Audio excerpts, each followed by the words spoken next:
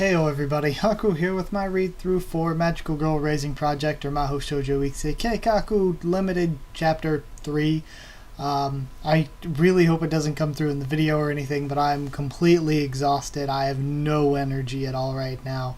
So I'm going to try to be as normal as possible. But I am really sorry if I seem sluggish for this read-through. But this one's only 30 pages. It's a little bit of a stretch to say I want to do it all in one video, but I want to do it all in one video just because it looks like it's all from the same perspective. I looked around like midway around page 15, I looked around page 20, I didn't see really any like swaps over to other characters. So I was like, since there are none of those, maybe it's just all from one perspective, kind of like last chapter was almost all from one perspective. So I kind of want to get through all of it in one sitting, in one video. So I'm going to be shooting for that. That's going to be my attempt here. So yeah, I guess that's about it for that. For chapter 2, I really liked it, and for what I think this chapter is going to be, I think there might be kind of a hint, because this one's called The Prisoner, and we haven't seen any character that really seems to apply to yet. So what I'm thinking is, we spent the entire first chapter getting introduced to that first group of 7 girls. We spent all the last chapter getting introduced to the next 5 that are the investigation team. So now the actual... I don't know if these will be the real bad guys necessarily.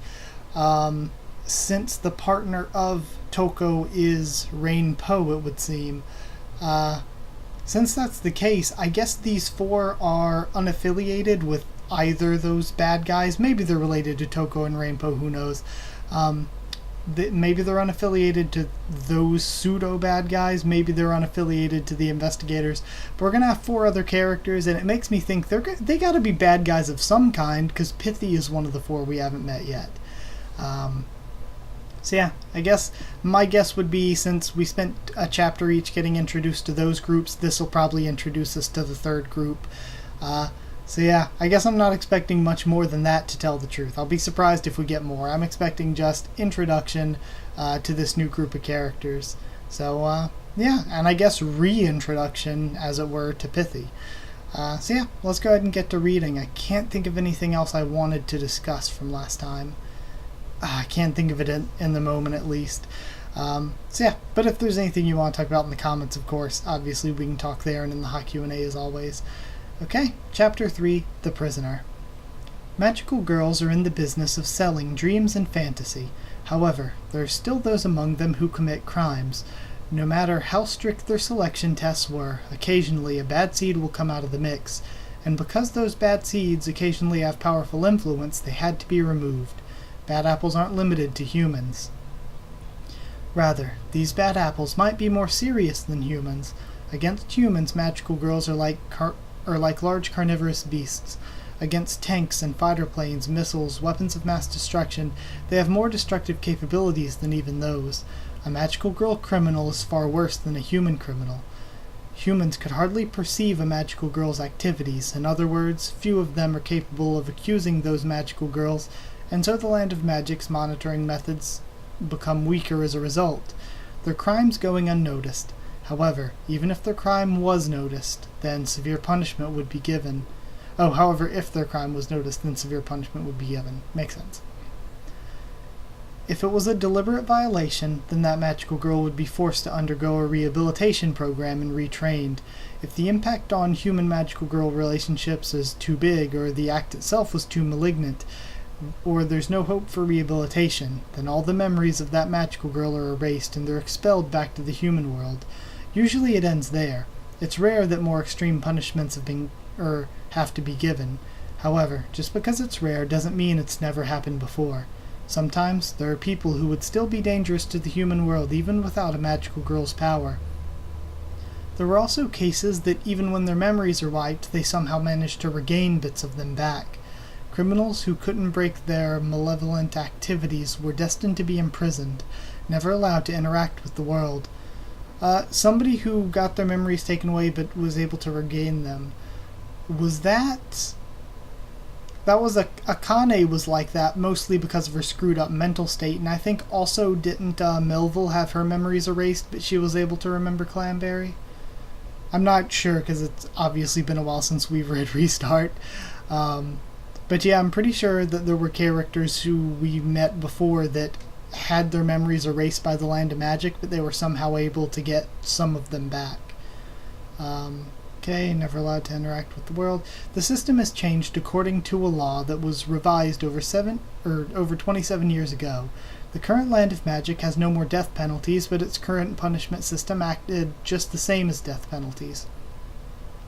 The Land of Magic's punishment system was imprisonment through a magical seal.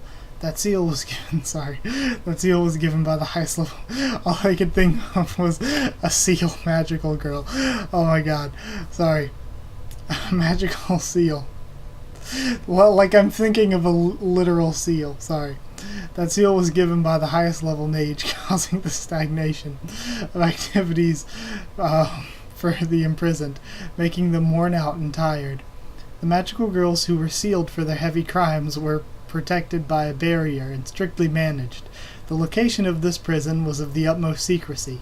Generally, most people didn't know where in the world this prison was located. When security is of the highest priority, they should place the facility within the Land of Magic. The Land of Magic has no room for deserters to escape. However, the prison was located in the human world. This is because some residents of the Land of Magic refused to build a prison in their home, because they believed that if the crime was done in the human world, then they should be punished in the human world. Nothing more, nothing less. I'm going to grab a sip of water at the scene break. Okay. Pithy Frederica. Okay, so here we go. We're going to be from Pithy's point of view. Pithy Frederica. The gap between dreams and reality began to wither. It continued to swirl and melt. There was no way to think straight. Yet her sense of time was strangely clear. Like trying to run away from someone, she continued to struggle. She continued to squirm. Even though there was no one chasing her still, the hands and feet that she tried to move won't go forward. She couldn't even recognize her own hands and feet and only felt impatience growing.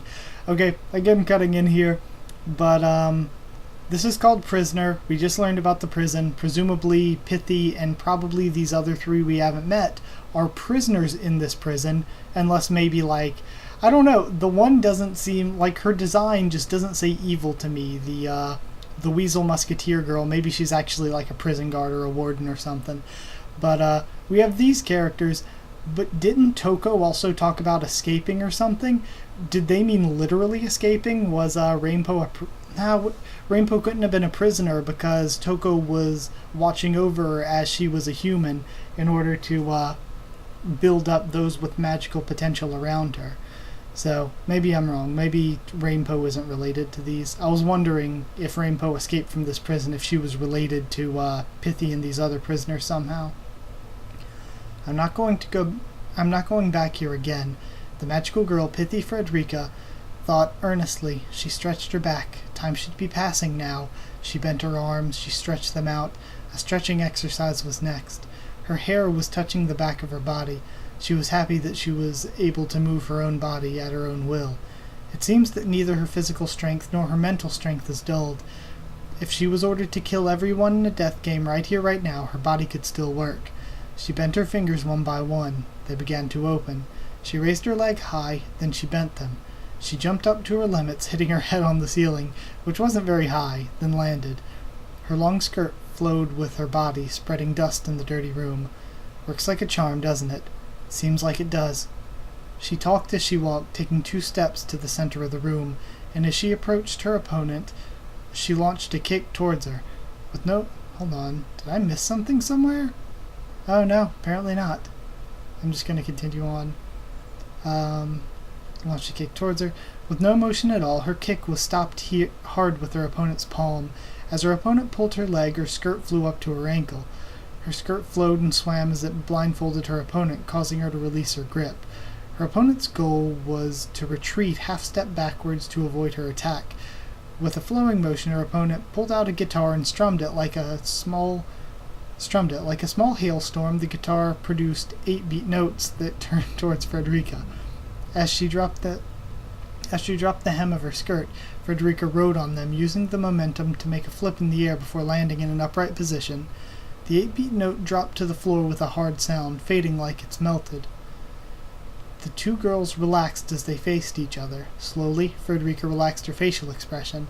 "Seems like you're still working hard for the sake of rewards. Just like old times, right?" Frederica looked around the room. It was a large 5-square-meter room. Both the walls, floors, and ceiling were made of concrete, with a small iron-barred window being the only view inside to the room. Looking more like a slums warehouse or an old prison, and in the center of the room was a brightly colored magical seal that had been destroyed. Okay, so the seal's been destroyed, and there's... Okay, two girls relax. So Frederica and this guitar girl are like cellmates, pretty much. Okay. With one knee down, she moved her face closer to the magical seal. It had been drawn in multiple piles separately, not just once or twice. By combining several magical symbols and characters and drawing them together, several magical seals have combined into one, multiple seals converging in one direction. She stroked the magical seal. Sorry, I'm still just thinking of a seal. What are they called? They're not called pinelids, are they? I forget what type of animal a seal is. Like seals, sea lions, those types of things. They're not pinelids. What's the word? I don't know. She struck the magical seal with her fingers, scratching it with her fingernails. There was nothing particularly special that happened. The seals have already begun to lose power. A wonderful operation. This magical seal has imprisoned me for a while now. I mean, it's the land of magic, what do you expect? An expert mage has cast this, and it was such a pain to remove it. Frederica stood up, turning toward the girl who rescued her. She gently rearranged her smooth and flowing black hair, pulling them all to her back with her index finger. "Thank you for your kindness." It's no big deal. It's natural for a student to rescue her teacher every now and then, right? As long as there's a reward in return, right? Obviously. Okay, so this chick wasn't the cellmate. She saved Frederica by destroying the symbol, so she's somehow broken into the prison to save Frederica. Not very good security to be like the high security basic death penalty for people running evil killing games. So now we see... I'm interested to know what this new character's motivations will be, because we've seen before that I feel like even if their memories hadn't been erased, most of the girls that were children of Clamberry really would not have most of the girls that were children of Clamberry would not have aligned themselves with Clamberry at all. I think there were only 2 that did that, right? There was one other than Melville, but I can't remember who it was.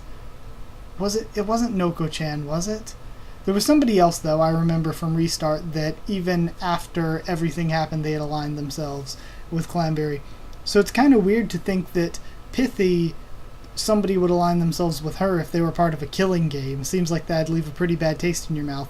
This also means that this girl had to have gained her memories back somehow, because we know that the children of Pithy had their memories erased too, because Keek was a child of Pithy, right?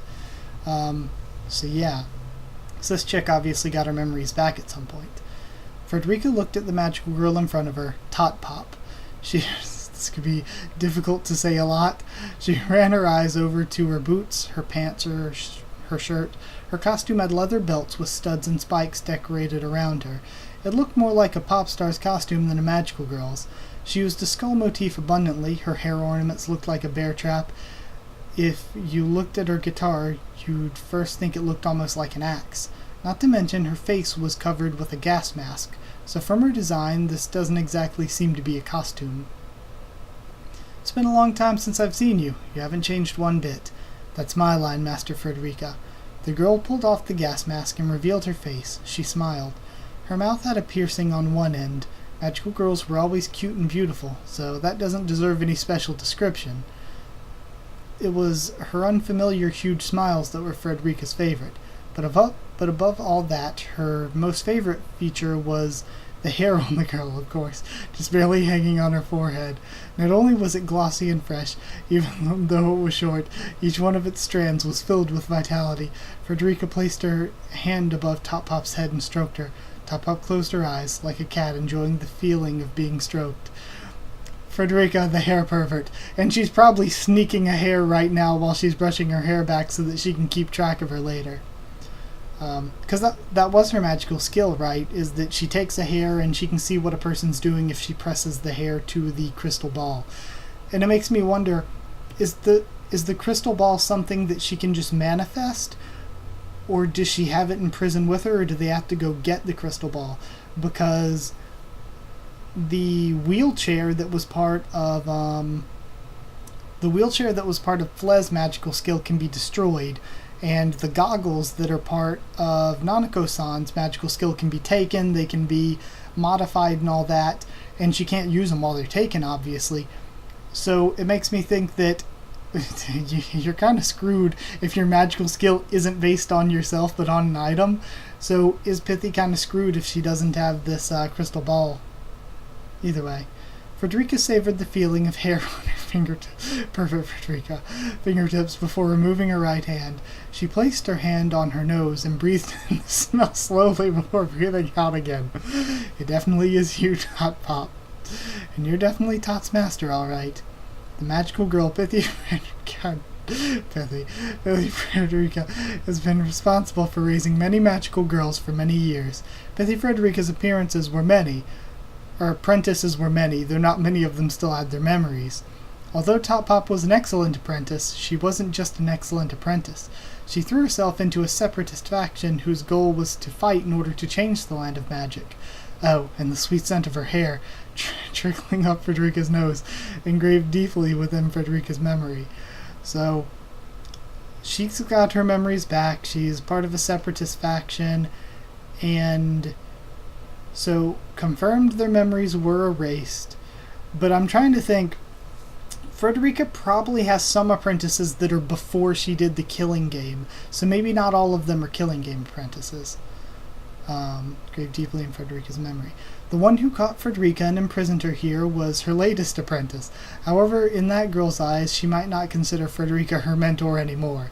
However, even now, Frederica was still thinking of that cute girl, one of her own apprentices. In order to find the ideal magical girl that she was looking for, Frederica operated unseen from the land of magic. She did the same thing as other infamous magical girl, the forest musician Clamberry. The girl who became her latest apprentice was the white magical girl Snow White, and it was only due to bad luck that she found out Frederica's true goals, and afterwards Snow White never forgave her. She defeated Frederica and imprisoned her. The collection of magical girl hair that Frederica had gathered over the years had been confiscated by the authorities, leaving Frederica disgusted as a result. But things wouldn't be so bad if she could collect some more in here, she thought. She felt that her apprentice must have felt no regrets leaving her in this place, and because of that, it was a small victory in her part. Immediately after she was interrogated, she was saved by another one of her apprentices. For better or worse, thanks to her apprentices, her fate was always changed. Top Pop moved sideways. Frederica placed her hands on the doorknob and rotated it. Okay, well then, since we're pressed for time, let's say our goodbyes and get moving. I'll explain more on the way. When the rough metal sound signaled that they'd opened the door, the pitter-patter of footsteps could be heard echoing across the passageways ahead. Gas-masked girls ran around from room to room. Are the preparations okay? Top Pop yelled out with a loud voice. Just a bit longer. One girl stopped in her feet and yelled back, then she ran off again. The white calves of the girl swayed furiously underneath the hems of her skirt, her persimmon-colored hair flowing from the gas mask. Frederica smiled. She didn't have the feeling of victory that she had when she was captured. Okay. When someone was imprisoned here, they should never want to come back a second time. It seems Frederica also felt that way. Furthermore, returning back to the outside world, here, she could feel the lovely, overflowing stimulus of hair. Even though she acted like she acquired this easily, it was difficult to open herself to this kind of enlightenment. It'll just be a moment, okay? I know we're trying to get out in a jiffy, but there's loads of things we have to prepare. Lots of magical things we weren't told about here. Lowering both her hands and head, her behavior seemed Japanese, but Top Pop wasn't Japanese. Her customs must have changed as she lived abroad. While Frederica watched the gas mask girls running around, she placed a finger on her chin. It seems like you've been breaking some bones trying to break this barrier down. Yeah, we kinda did. It took a lot of trouble for you to break through the defenses as well, did it? No, we've got that covered. No other smile would match this so-called grin that was on her face, thought Frederica. I've sent people to a bunch of places here and there, and then I got some information about the prison location, so I just went with the best timing to rush this place. I see. Frederica, who was in prison, was rescued by Top Pop's rebel magical girls. That is to say, the rebels who want to use Frederica's powers. Even if Top Pop challenged the prison system to fulfill her obligations to her mentor, it was impossible for her to not seek a reward, otherwise her organization won't support her. What kind of job did you have in mind? Oh, just looking for someone. Yeah, a little abduction operation. An assassin that messed with the Division of the Land of Magic. We're gonna catch her and accuse her of something big. And you just happened upon this information, it seems. Like I said, I sent my girls all over the place to get that info. Frederica closed her eyes. She imagined a railroad laid out in front of her. That railroad was the rebels asking how should we use Frederica. Frederica couldn't see the end of it, but she was being asked to ride on it.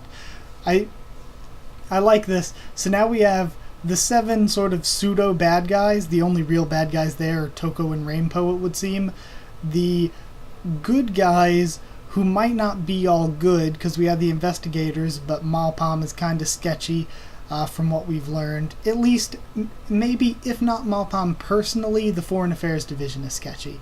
And now, we have this rebel faction who wants to take down the assassin themselves, and not really get credit for it, but kind of take down the assassin themselves, and it would probably legitimize the rebel faction a lot. So now we have these other 4 characters that are going to be the rebel faction, and again, they seem to not be... There's no simple good or bad guys here. Mostly good are the investigators. Mostly bad will probably end up being the faux villains. And I feel like the rebel cause could go either way. Because we know Pithy's kind of bad, but she's bad in a crazy way. Not bad as in an evil mastermind kind of way. So we have no idea how this will actually go. But if somebody good uses Frederica's power, then I guess that's okay. Gonna continue reading now. But wait, she didn't remember ever being asked to ride on this endless railroad. Wait, this is the 7th dormitory, isn't it? Yep. Even if she was asked elsewhere, her memory wouldn't be able to tell. But this secret place had a special sign that it was called by. Dormitories, they called them, a secret word for prison. Frederica traced her memories. There was so much that Frederica could ask. Power, agility, combat experience, the magical skill that someone had. Before she was in prison, she had many connections. Furthermore, she had a collective knowledge of magic and magical girls. Frederica, who never stopped loving magical girls, collected many information using her own magical skill. She's investigated much more into this prison for magical girls than usual. She was inspired by her curiosity of magical girls who have sinned more than anyone else. There were no magical girl prisons in Japan.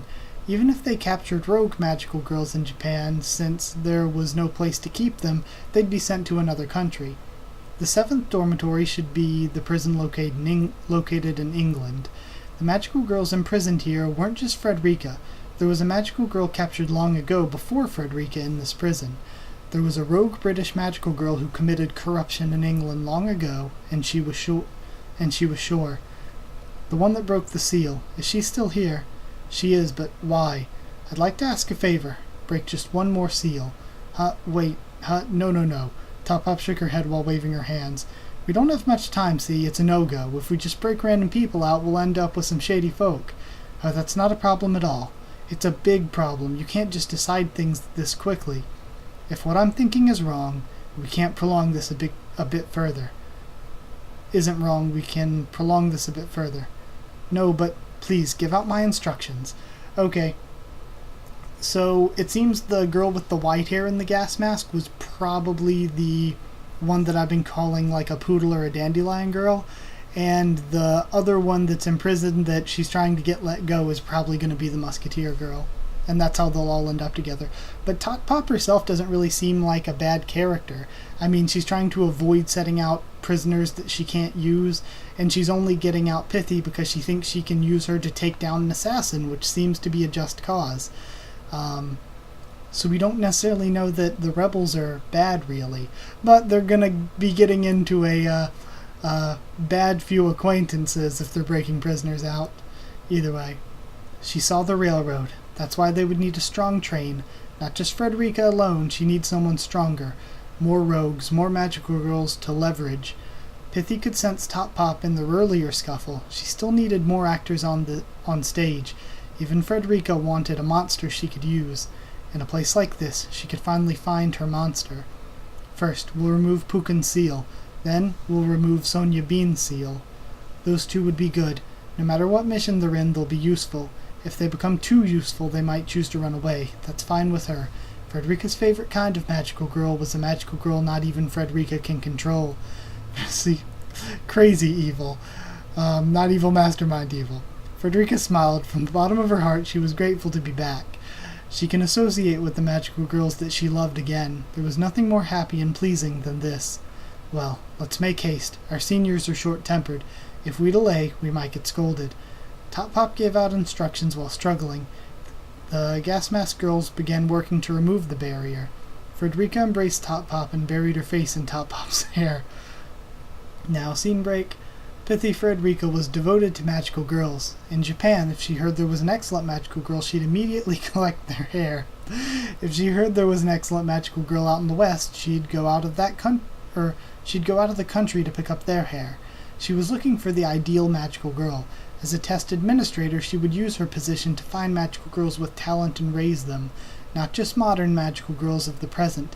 She also looked for famous, unnoticed magical girls of ages past and looked into their activities as well. When she says famous, she didn't just mean magical girls that received praise. Infamous magical girls were also famous, in a way. Any crimes that they committed tended to be documented. The ones who made those documents were the magical girls of those old days, and perhaps they prioritized recording rogue magical girls' activities and how to contain them rather than recording the successes of their colleagues. Was it jealousy? Or perhaps were they thinking about how future generations might avoid these actions? Frederica had passion and necessity. She wanted to know how rogue magical girls fell from grace and became rogue in the first place. The ideal magical girl that Frederica longs for was a proper magical girl, but ultimately, a hero will always need evil to fight.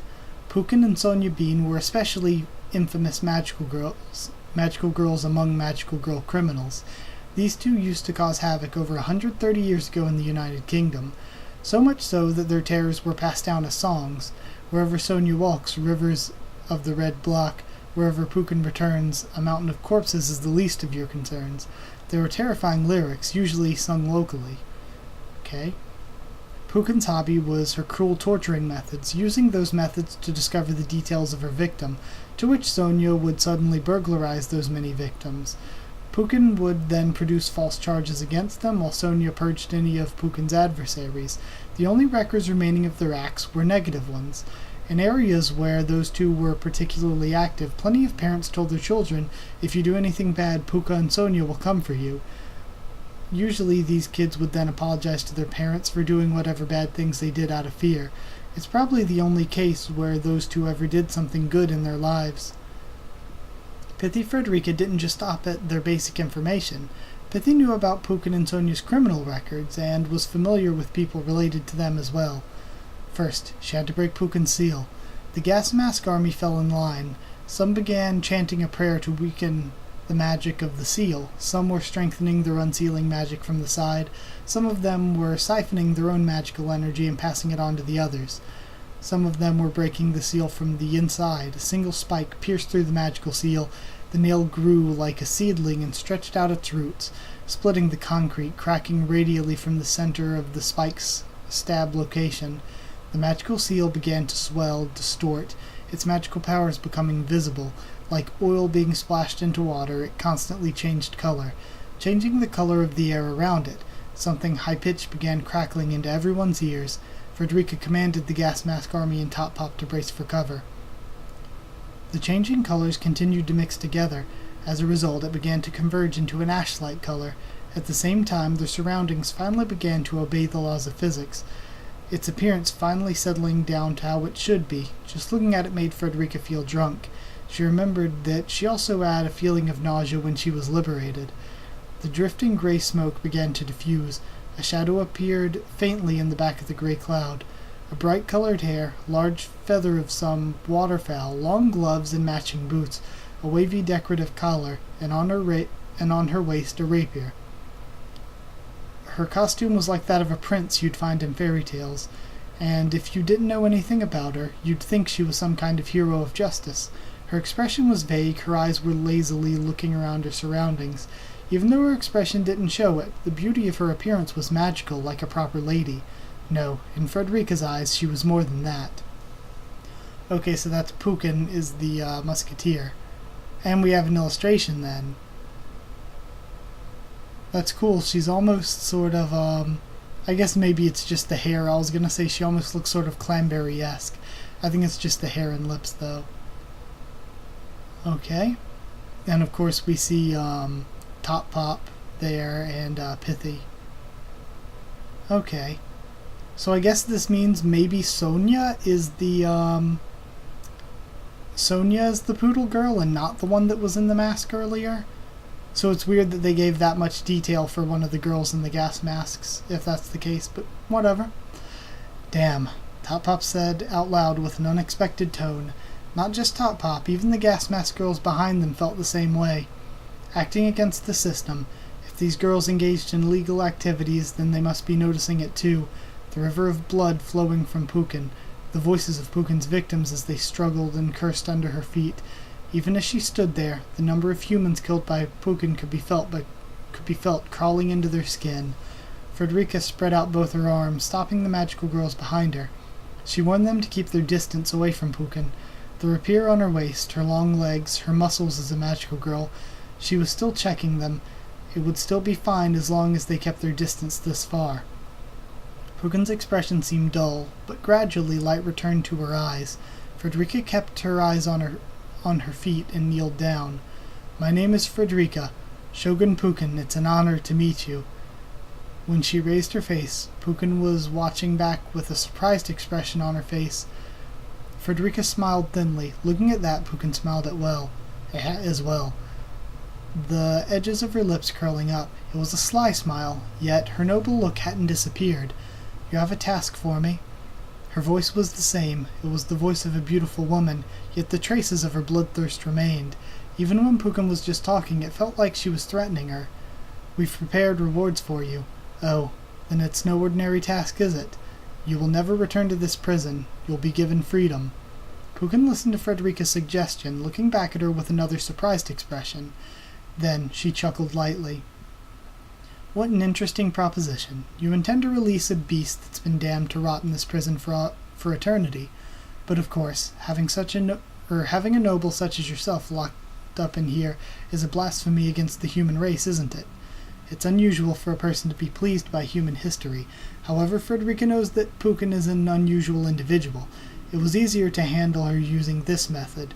The sword woman simply nodded arrogantly, as if saying, "Obviously."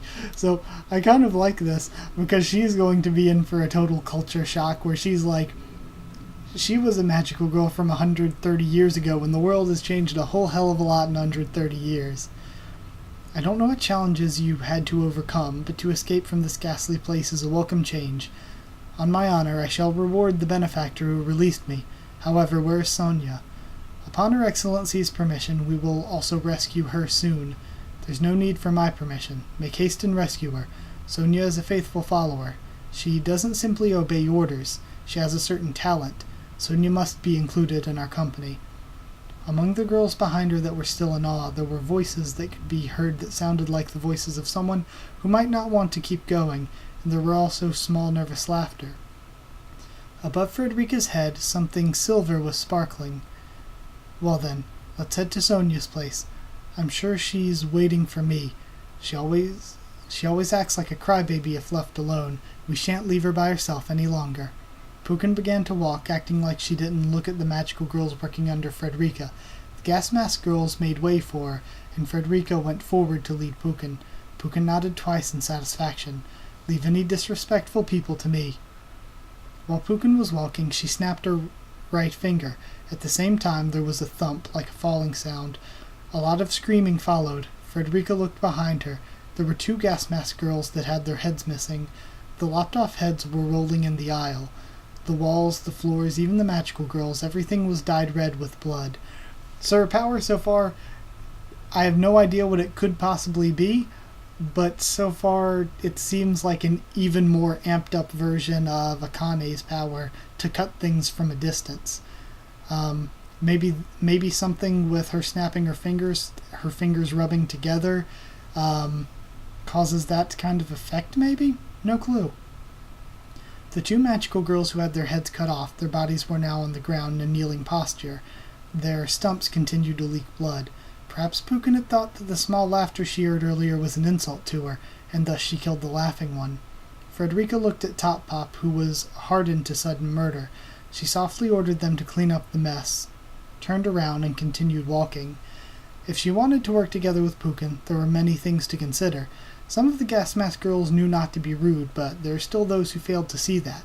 Girls who couldn't keep their mouths shut were forced to by Pukin's own hand. Okay, so one thing though is now we have these sort of experienced pro-magical girls of this time, which are the investigators, the newbie magical girls, which are the Toko group fake villains, and now we have this group that are like extremely veteran, like legendary magical girls really. Even not so much pithy in the combat sense, but pithy in the sense that she had a lot of influence on future magical girls, including Top Pop, who was a seeming rebellion leader. She had that effect sort of politically, and probably that effect on the culture of the Land of Magic, to find out somebody who had that many students or whatever was kind of a bargain brand Clamberry, really. She was the Clamberry copycat, essentially. So, yeah. So we have kind of legendary magical girls now that are completely the opposite of the assassin group who just became magical girls with the exception of Rainbow. Alright, now we're at the scene break. I'm going to get a sip of water really quick.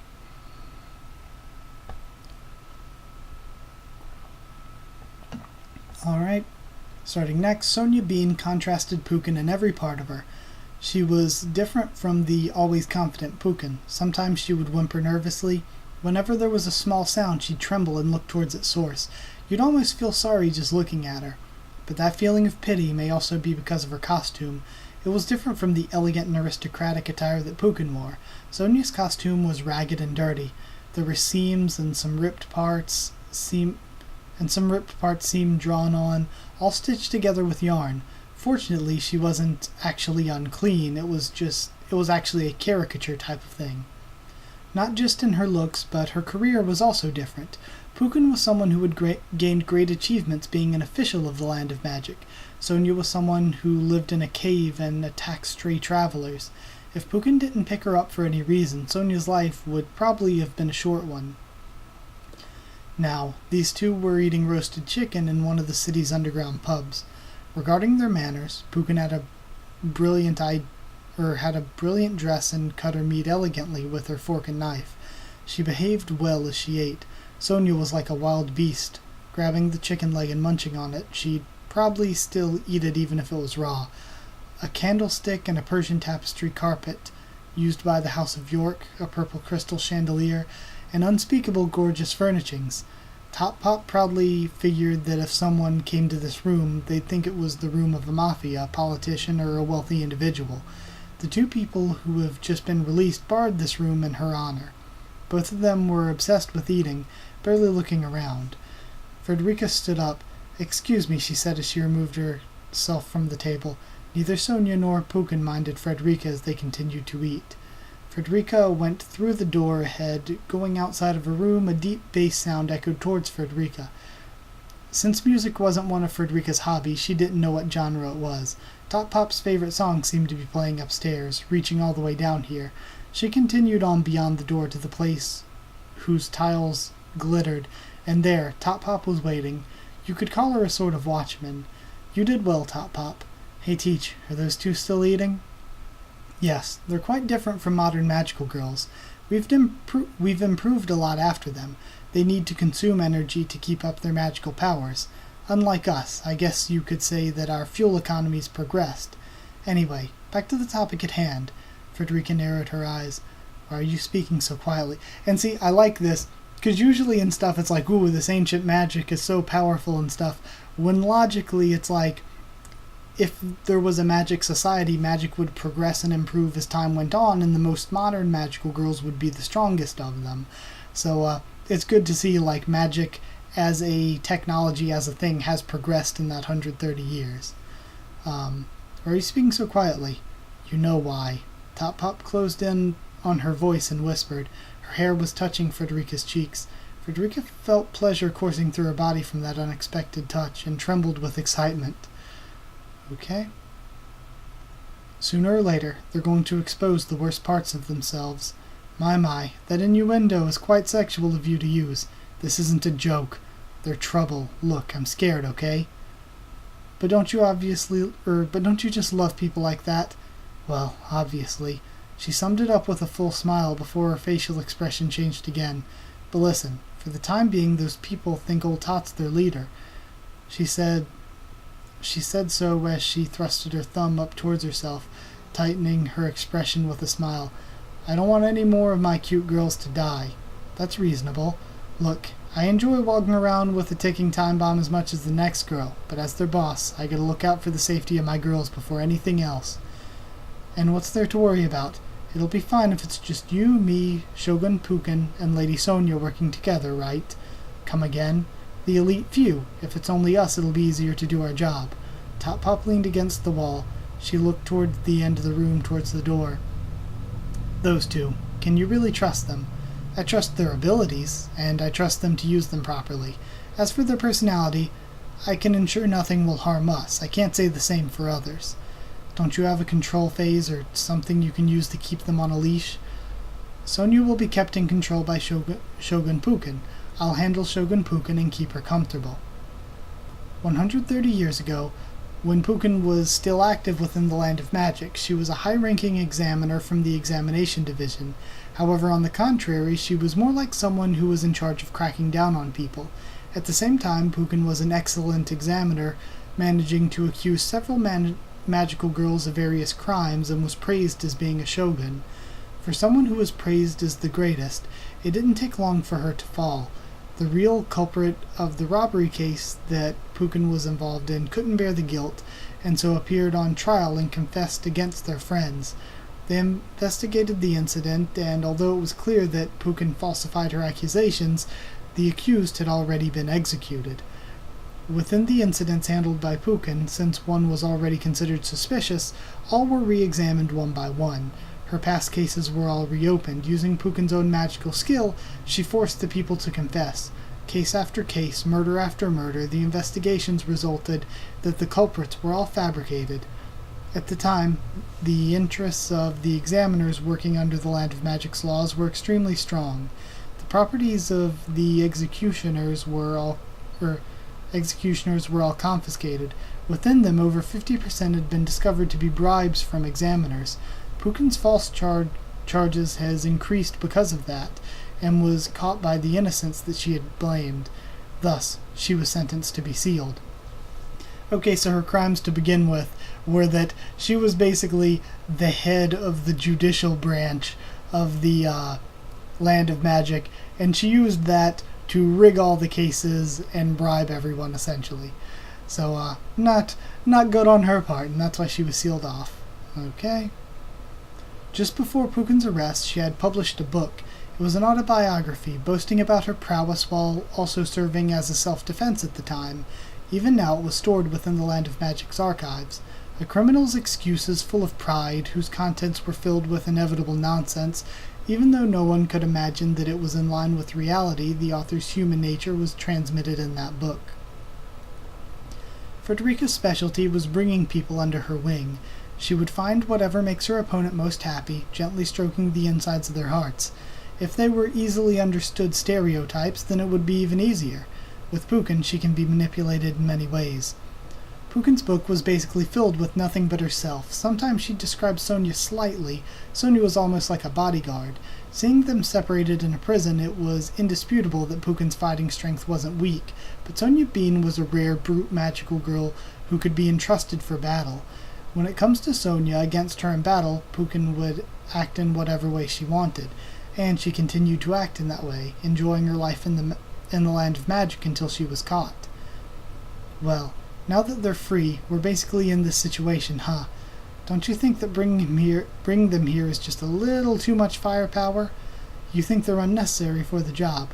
Our job is to capture an assassin hiding in a city, one girl. Our only problem is the investigation team's mage.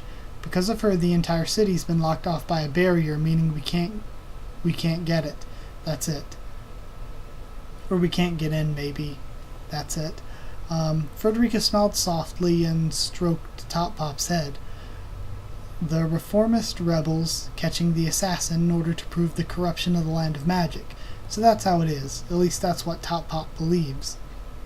Frederica didn't believe it. Even though there are those in the land of magic that despise magical girls, they wouldn't be so half-hearted about it.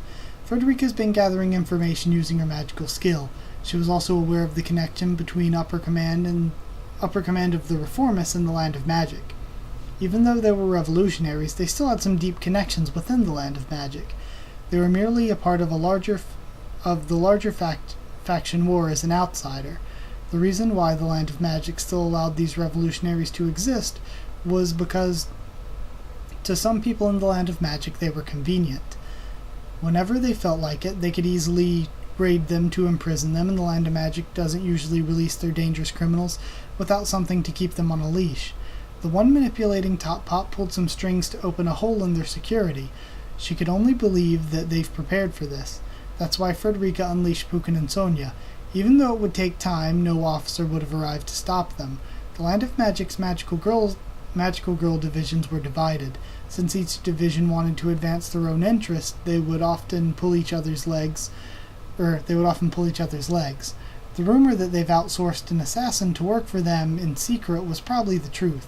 That's why various factions are mixing together to confront the culprit, or perhaps they were competing against each other for the assassin's life. Currently, it wasn't just the investigation team and the assassin in B City. There should be some magical girls who represented each division that's infiltrated the city. If she was to go there, she'd have to bring the appropriate measures against them. Without power, then they'd be easily scattered. Just like a group of pigs to a slaughter, they'll need aces. With Pukin and Sonia around, they won't be overwhelmed. They'll become the backbone that will never break. That backbone will be useful to her even after this job's finished. Their current problem was certainly a delicate one to handle. Top Pop may be Frederica's apprentice, but under these circumstances, even her and her pack couldn't be trusted 100%. Since they played huge roles in this job, she needed insurance to free them safely. Using a hound dog to catch a rabbit has the risk of the dog turning against the owner. And this is no exception. In order to seek the freedom that Frederica wanted, it was necessary to find some power to prevent something from keeping her mouth shut. Think of our priorities. What you're doing now is an unnecessary concern. Unnecessary? What? Yes, unnecessary. Frederica raised her index finger, placed it on her lips, and turned to the door. Top Pop's eyes also moved towards the door as it slowly opened. Rice. Not enough for Pukin. From the gap of the door, it was hard to make out Sonia's face. Her line of sight was aimed to their feet. Her words were directed to Frederica and Top Pop. Frederica prompted Top Pop. Top Pop hurried fast. 3 minutes later, she came back, holding large plates in each hand, balancing 2 more dishes with both arms. And she even had a bowl being balanced on her head. Frederica made way for her in the passageway, pushing Top Pop forward. What are you doing now? Bringing food, right? That's right, to bring food, and also one more thing, to entertain our guests. Entertain. You're good at talking to people, right? Talk to those 2. Get to know them. Make friends with them. It'll be easier for us to do the job if you do. Wait, Master, hold on a sec. Frederica knocked on the door. Opening it gently, she pushed Top Pop across it before closing it. Top Pop has her job. Frederica has hers. Frederica began thinking of the assassin that the various factions using her are targeting. Okay? The Magical Girl Division's assassin. Her weapon was a large blade. Her last apprentice, Snow White, also used a large-bladed weapon as she advised. But that girl wouldn't assassinate anyone. The Magical Girl hair collection that Frederica had gathered had been confiscated by the authorities.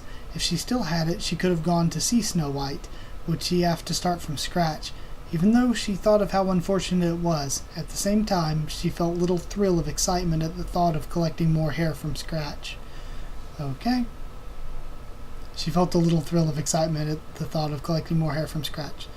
Okay, we're at page 21 at a scene break, and I'm going to save what we have now, and then I have to use the bathroom. And I'll get back and I'll continue reading the rest. Or should I end it here? You know what? I feel like we're maybe at a good place to end. 21 pages in, I'll read the other 9 later in the week, maybe Friday or Saturday, possibly even Thursday. But yeah, my voice is dying. That's why I think I don't want to read the rest, because I don't want to just be hoarse and raspy and stuff. But I like this so far. Like I said, we're getting introduced to these characters. I like Top Pop so far. She seems good and temperate, but being manipulated by Pithy. Pithy's the same old Pithy as usual. It's hilarious, her hair fetish. I don't know what to think of the other two yet. Sonia and... what was her name? Sonia and Pukin. We don't really know much about them. Pukin, though, is kind of like... she was even called a stereotype. She's like this rich aristocrat kind of stereotype. And then... Sonia is kind of just a servant for her, pretty much. Just a brute fighter. So yeah, I guess that's about it. I enjoyed it so far. I'm excited to see what the rest of the 9 pages are, but it'll probably just be more of getting introduced / reintroduced to these characters, and chapter 4 will be really where the stories start to converge. But either way, that's it for now. Thank you for watching. Like if you did like the video, comment down there. Tell me what you thought of Tell me what you thought of this chapter, what you thought of my thoughts on it. Subscribe for more Magical Girl Raising Project, much more on the channel. Follow on Twitter if you want. I can try to keep you up to there and stuff for the channel. And I'll see you all. If you want a link to our Discord server to talk to me or more of us there, asking, I'll give you a link. But yeah, I guess I'll see you all in a few days maybe when I have the second part of this up. Thank you so much for watching though, and I'll see you all next time.